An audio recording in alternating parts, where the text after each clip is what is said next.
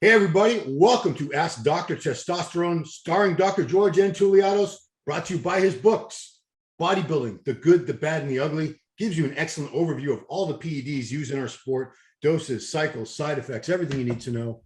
The sequel, written last year, Training, Nutrition, and Supplementation in Bodybuilding. Of course, this is all going to be compiled together with new material soon called the Bible. And while you're on Amazon.com, go ahead and buy my book. Why not? I'm great. Real Bodybuilding. Ron Harris. And now from Athens, Greece, please welcome, just back from Birmingham, England, Dr. George Touliatos. Hey, Doc. Hi. So the Bible will arrive tomorrow. So unfortunately, I don't have it today to advertise it. I'm going to mail it to you tomorrow, but the next show, I'm going to show it how it looks like, and you're going to have it perhaps by 2 episodes later. Right on. All right. So I was, yes, in the UK, in Birmingham. I was invited by Balance My Hormones in order to be at the booth and attract perhaps a few more patients. Yes. Because, replacement therapy interacts with fitness and former abuse of steroids and bodybuilders, but also people who want well-being and care about their body and their looks. And actually people who tend to follow replacement therapy are not mainly the sedentary, but the people who are fit and face a downhill, a regression. Yeah. The expo was good, was sold out, was £5 the ticket, around $100. But unfortunately, Arnold didn't keep his promise. He didn't show up. Oh. Allegedly, he had a plaster, a strain in his leg, but everybody saw him at the birthday of his son, Patrick, I think so. No, I think it was Joseph, the younger son. Yeah, the one that's more like a bodybuilder. Yeah. Yeah, I saw Flex Wheeler was there. Samir Banud, we took a picture and we hooked up a bit. Dorian was there also. Oh, wow. Okay. But nothing to do, of course, with FIBO or Arnold Plastic Expo, Yeah. Nevertheless, it was, the trademark of Arnold, and it was something new. It was the first time.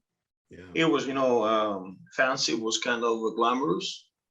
And actually, I'm going well now. I'm under 94 kilograms, so I'm 206. Yeah. Yeah, I'm getting leaner, and I have to tell you, I'm thinking about Herb Bernal has his project online about the FitFlix.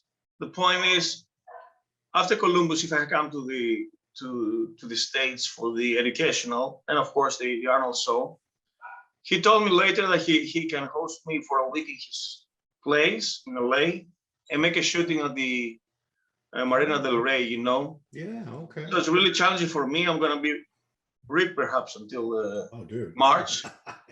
Yeah, I'm going to be under 200 pounds. Yeah. And it's a challenge. I've never been to LA. And if I go to LA, I want to see Mike. I want to see Samir. Oh, yeah. You got to see you got to do all the tourist things. You got to go to Venice Beach. Yes, got to go to Disneyland. You got to go to Universal Studios. Yeah. I lived there for 10 years, and every time people would visit, I had to take them the same places all the time. Everybody always wanted to go to Hollywood Boulevard, but you definitely want to hit all that stuff. Yeah, I saw on your Instagram at Dr. George Touliatos, your suits are still fitting very well. I think your suits would start getting loose, but you had a very, very nice suit. A little bit loose in the midsection. I have to tailor made again, some of them. And I had a great workout in Birmingham at the Dinos Gym. It was really hardcore AC/DC playing. Oh, wow. And bodybuilders over there juiced up, all of them. And you could hear the iron, and it was hardcore stuff, Yeah. Dirty, but very inspiring. All the bodybuilders on the wall playing Olympia, Yeah. Wow. and hammer strength equipment. Yep. It was great. I had perhaps the best atmosphere I've trained to Greece, Cyprus, Germany, Italy, Hungary, States, but over there was, it was a fantastic experience. Like they say, it's the Mecca of bodybuilding, the East Coast Mecca, the best franchise. Wow. So what's this one called? The one you just trained at? Dinos Gym. And I thought, ask him, this sounds Greek, Dinos, but no, he's English. He used to compete, and he knows me. He told me, I know who you are. But all the big names were there. Eventually have passed from there, including Dorian Yates, you know. Oh wow. He was trained there, yeah. Yeah, that's where Temple Gym was for about 20, 25 years. Yeah. Yes, yes. Yeah. I was lucky enough to go there, I think 2 years before it shut down. And it was, what a dungeon. It really was a dungeon. Dark, it smelled bad. It was, but man, the atmosphere was crazy because, you know, that's it's inspiring, you know. To know that you were on the same machines and weights Dorian was using to win every single contest he ever won. That's the only gym he ever trained at as a pro bodybuilder. Yeah, he did his homework and he left just 1 week before the Olympia to the States. You know, he said, I'm here to the cold and the snow, to the humid, you guys on the sunshine boulevard, and you're gonna pay for this. Yeah, well, I can relate. I have that same sun climate here with the snow and all that. So I heard stuff like that. It was very inspirational to me. It was not distracting at all. Cool. No, not at all. There's no distractions when at all. You gotta shovel your car out. All right, doctor, we got some great questions. The viewers have been coming up with some good ones lately. Let's go with the first one. Doctor, if I add 50 milligrams of deca to HRT every 3 weeks, does it have any effect? Can it be of continuous use? So he only wants to do 50 milligrams of deca once every 3 weeks. Wow. I don't think it's enough to have a positive feedback. Even in elderly people, my grandma was receiving 100 milligrams every week. Now I'm doing 50 every week, but this is not something significant anabolic effect. But the half-life of undecalonate is long, so you can say the paper enclosed says 2 weeks, 3 weeks, but 50. Imagine every 3 weeks is how much? Not it's much. 50 milligrams per week. So this is nothing, man. It's like 2 milligrams a day, something like that. It comes out to, yeah. Doesn't have any effect. Even lower than 50 milligrams, there's no positive effect on feedback on the joints, you know, for the abdomen and water retention. So forget about it. I guess 50 per week is the lowest. Yeah, I mean, I do 200. To me, that seems pretty low. Okay, next one is another TRT based question. My question is, I've been on TRT for 2 months, and after next month, I was going to blast. But before I make my decision, should I cut my body fat first with cardio weight training and then blast to build some muscle? But I don't want to get fat. I'd like to have a golden era style physique.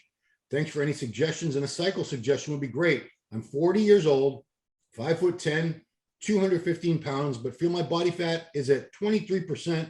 You can tell I work out, but haven't achieved my arm size over 17.5 inches yet. Wow, that ain't easy, dude. That ain't easy. So I guess that was his question. Should he cut his body fat first before he blasts? I don't think it's a good idea to blast when you're already fat. Yeah. 23%, he's fat. Yeah. Okay, so perhaps he can do a cycle to lean out. Blasting is not a good idea because with muscle comes fat also from extra calories. Yeah. Unless you do a super cycle. And being so fat, having small arms like 70.5, it's ridiculous. This guy is not advanced, you know. So forget about blasting. All you need is preserve your muscle and lean out, you know, to look like a bodybuilder, not like a wrestler or a power lifter, you know. Yeah. Yeah. That's why I got all these tattoos, because this one's only 17.5. That's why I said, F this arm. I'm going to put a bunch of tattoos on. Oh, you have 18. Come on. This one is. This is 17.5. Got 2 different arms. It's terrible. Half an inch. Yeah. People try to give me all these ideas. Honestly, I'm just trying to get them both bigger. I'm not worried about them being the exact same size, because I want them both much bigger, obviously. Yeah. Don't you have like 19-inch arms? No way. They look pretty damn big. 8.5 warm. 5 down. Well, they look pretty damn big. They're great. All right. Next one is, this is a good question because people travel and they want to know, can I take my steroids with me? So, hey, doctor, if I want to travel with the planes, I guess if I want to go on a plane and I load up test and deca in a syringe enough for 3 or 4 weeks, can you get in trouble going through customs? It's not a good idea to load up the syringe. Better have the original boxes from the pharmacy. Otherwise, you are in trouble because you look like a junkie having the syringe already, pre-mixed. It's crazy. Yeah. Well, I mean, This is underground. he might not In order even, to go, if he doesn't have a prescription, he's going to get in big trouble for trying oh, to take steroids. Yeah, don't do that, now, dude. I had a prescription for deca to bring it to some guy in London. Okay, but hopefully there was no open up my luggage. It's actually zero control, you know, at the customs, and on the way back to Athens. Yeah. But you have to have this. You need to have this prescription just in case, you know, something screwed up. Yeah. The best case scenario is to keep the products. Otherwise, you stay there and they disengage you. Yeah. I mean, this is a common thing with bodybuilders because they travel. So what a lot of guys will do is if they're not going to be gone too long, they'll take the long-acting esters, some Testosterone, deca, right before you leave.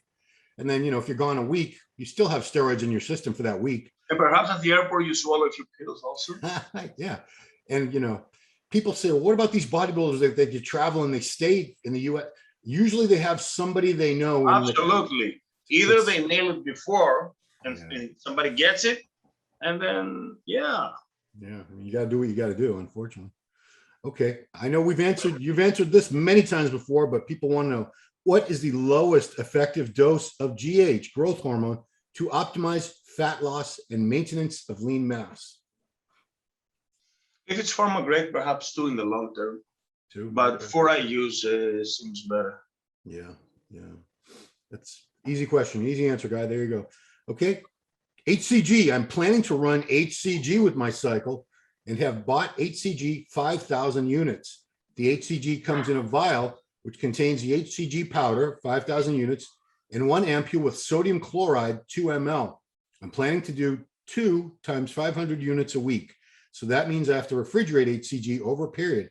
I want to ask the doc, what he thinks of keeping HCG mixed with sodium chloride refrigerated. Is it safe and possible, and for how long? Is there any other liquid options to mix with the powder? As you may know or don't know, you need prescription in Norway to buy bacteriostatic water. So he can't get bacteriostatic water, I guess. Sodium chloride also is the concentration of salt, 1%, that kills the bacteria. Okay. Yeah. It's hypertonic. So I guess it works as bacteriostatic water. Okay. The point is, the more solvent you put into the powder, the more you dissolve this, and the lower dose you can achieve. Okay. But so sodium chloride's fine to leave refrigerated mixed with his HCG? Yes. Okay. Yeah, I have a question. So bacteriostatic water, and then I've seen sterile water. It's sterilized, yes. It's sterilized, but it's not bacteriostatic.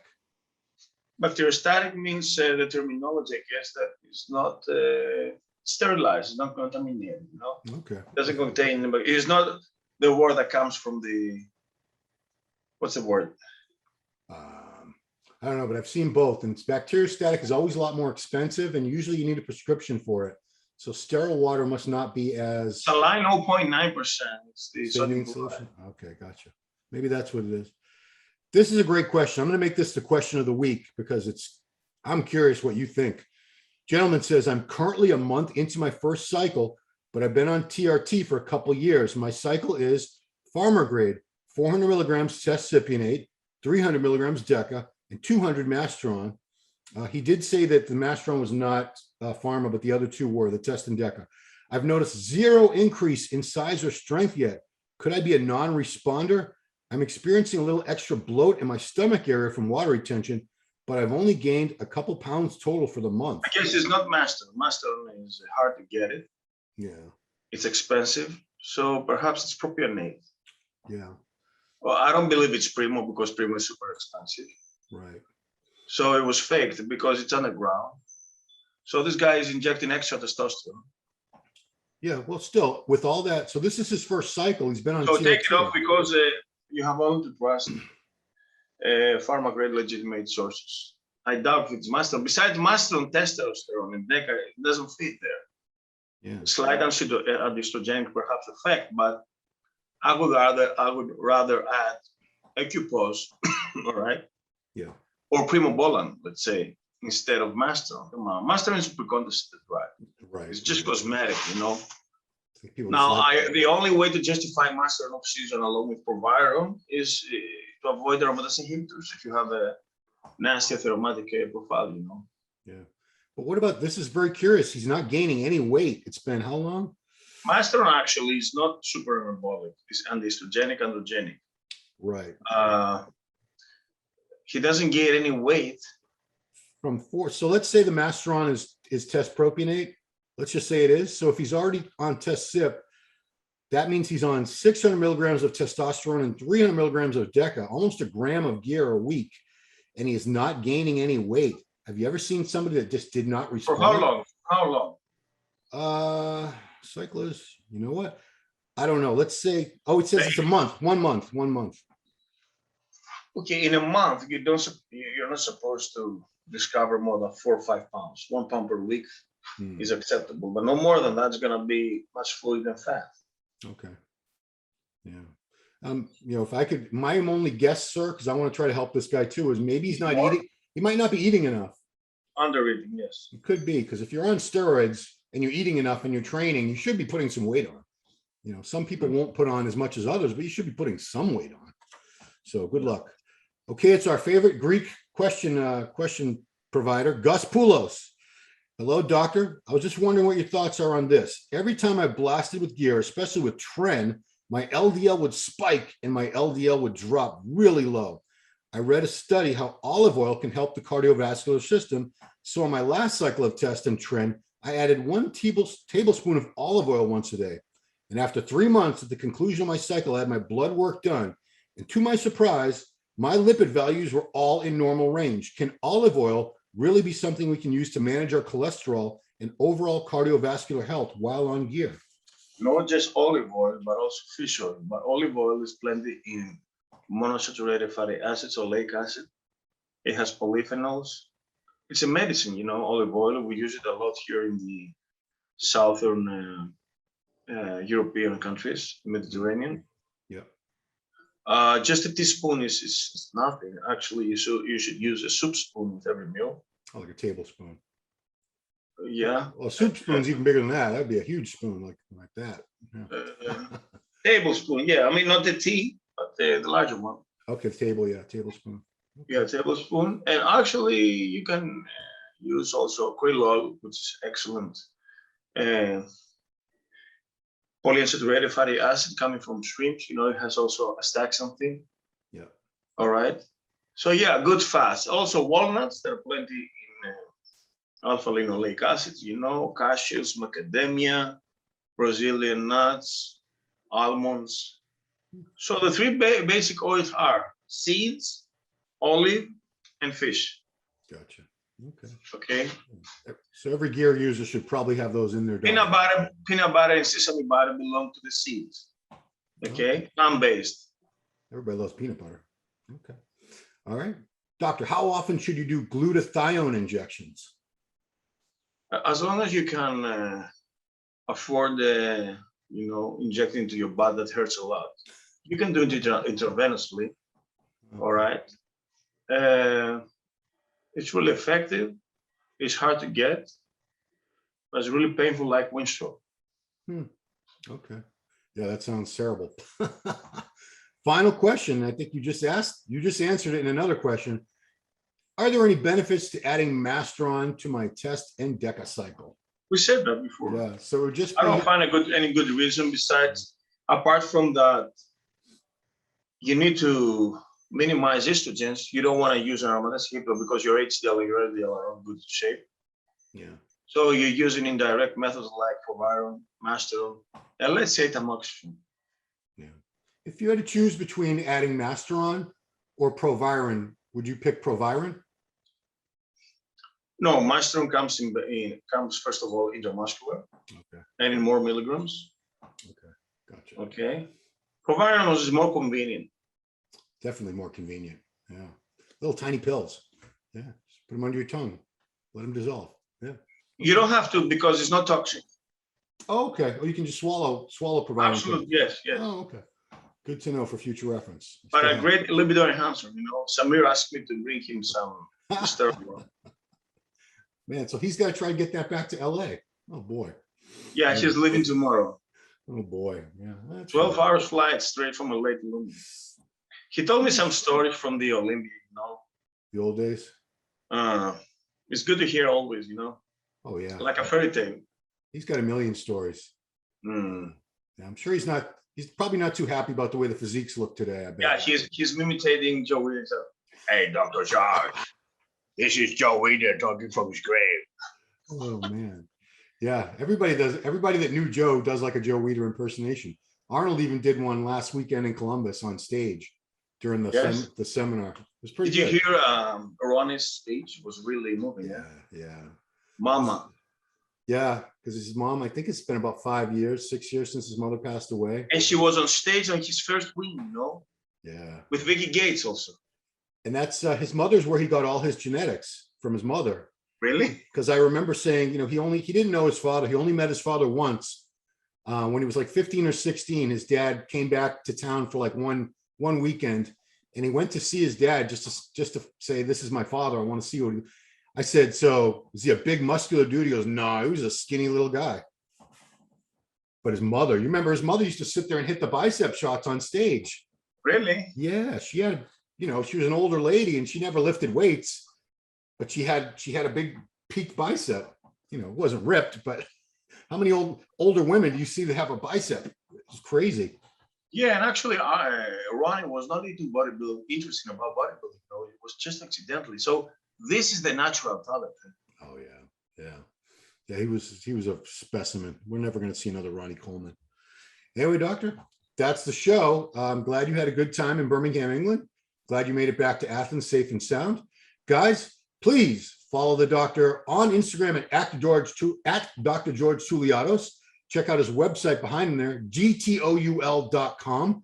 Lots of great information in English and in Greek. If you guys have questions for the next show, leave them here in the YouTube comments. We typically get all our questions by Friday, Saturday at the latest, and we record on Mondays, just so you know. Some of you guys try to send them over the weekend. So you're heading now to Orlando? Yeah, I'll be there, and I don't leave till Thursday. So, yeah, I'm psyched. Another Olympia. Probably the last Olympia in Orlando.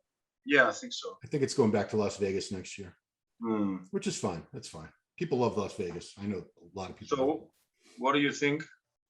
They give Hadi for second, then? I don't know. Nick Walker's got a lot of. I believe top 5, Nick. It's too early now for Nick to. On one hand, I think that's what I think too. I think it's too soon for him to beat Brandon Curry, Hadi Chupan. You know, who else we got? He has muscle, but he has the maturity and detail. I don't know. Yeah, we'll see. We'll see what happens. I mean, but you know, he reminded me from the rear when he did the double buys. Very much Flex Lewis, very much. The detail and the thickness. He has more thick. Comes out of heavy training, but this, you know, Brandon Curry has more detail. Yeah, I mean, Brandon Curry was Mr. Olympia for a reason. It's, you know, if he could beat Brandon Curry, it's going to be pretty amazing. If he can beat Hadi Chupan, you know. Yeah, Hadi has the best conditioning of all. These guys are, and Hadi's been in the U.S. for a month already, so he's not going to be holding water. He's going to be perfect peak. Now the question mark is the conditioning of Ram. That's all. Yeah, we'll see. If he has the same conditioning, it's over. Game over. Yeah, he had a death face. Yeah, so look, maybe we'll see. I don't personally see Rami losing. I think he's still going to win. He shouldn't definitely be over 300. He was 289 last year. Yeah. Okay, let's be 295, 299, 300 the most. But not good for the size game. He has nothing to prove in muscle. Yeah, he won years ago the Arnold Classic in Brazil. He won that weighing 315 pounds. That was not a much competition. No, it wasn't. It was terrible. He looked like he needed another month, but it was enough to win in that show. Yeah. There's only a few guys in it, but that was 315. Wow. That's same as Lou Ferrigno. Yeah, but Lou is 6'5". Rami's not even. Rami's like 5'10" on a good day. I believe, in my humble opinion, that he will never reach the detail, the density, the thickness, and the quality of Ronnie. No, I don't think so. Ronnie 2003, he was a gorilla. Yeah. You know, silverback gorilla. That's the year he was 296. Yeah. Actually 287, but the 03 was blowing away. In 04, he was 296. 04, you're right. Yeah, but he didn't look like that big with the purple base trunk in 03. Jesus, in 03 he was. Yeah, he was in better shape. When he was 296, he wasn't really. He was a little soft looking. The separation was starting to go. It was just too big and bloated. It was just too full. You know, I like Ronnie best. What's your favorite Ronnie of all of them? Oh, 03, not 98. 98, he was shredded. 98. Yeah. I'd say 98 Olympia, his first Olympia win. That 2001 Arnold, he was 247 pounds at both of those He shows. said also to Chad Nichols, I think, or to Giles, Yeah. that his favorite appearance was the 01 Arnold. I have no idea how he looked. Yeah. Really? Yeah, 247, just like his first Olympia win. I thought, you know, he still looked huge, but he got 40, 50 pounds heavier than that eventually. But I liked him a little lighter because the detail was just crazy detail and dry, crazy condition, you know, at that weight. Once he got bigger, he was too full. He started losing some muscle separation, some detail. I like him. I liked Ronnie right around 250, a little under 250. That's my favorite Ronnie. You like him dry, and peeled. Yeah, yeah. I mean, it was crazy to see him huge. Believe me, it was like, wow, but it wasn't. The fullness was magnificent in all 3. Yeah, he was. You could see that the muscle was alive, you know, intramuscular water, very fresh muscle and round, you know, full of glycogen. Yeah, it was like coming but not off. those cats that you see the fibers. Huh? Yeah, Crazy. Yeah, he was one of a kind. We're never going to see another Ronnie Coleman. And he has 0 haters, you know. Everybody loves him because he's a real deal. He's like a kid, you know. Yeah. He stayed humble. I've never heard him say anything But bad about he used to be a little bit of diva. He used to be a little bit. He said he admitted that last year in Columbus, that when he was in his prime, he could, you know, be a little bit snuggish or arrogant the way he answered that Jake got a small track, you know. You remember that? Yeah, but I mean, you know, that was just but now you know, trash talk between competitors. That's all. Yeah, I remember. Maybe it was at that. Yeah, I mean, he should be confident. He was the greatest. He was the best in the world. Jay said he knew he was gonna win, go there, take his trophy, and leave. Yeah. God bless him. All right, doctor. Thank you so much for taking the time once again, sharing your knowledge, your expertise with everybody. Guys, please subscribe to the channel, hit the notification bell, like the video, share the video, do all that good stuff. We very much appreciate it. Thanks for watching Ask Dr. Testosterone with George Touliatos. We'll see you next time.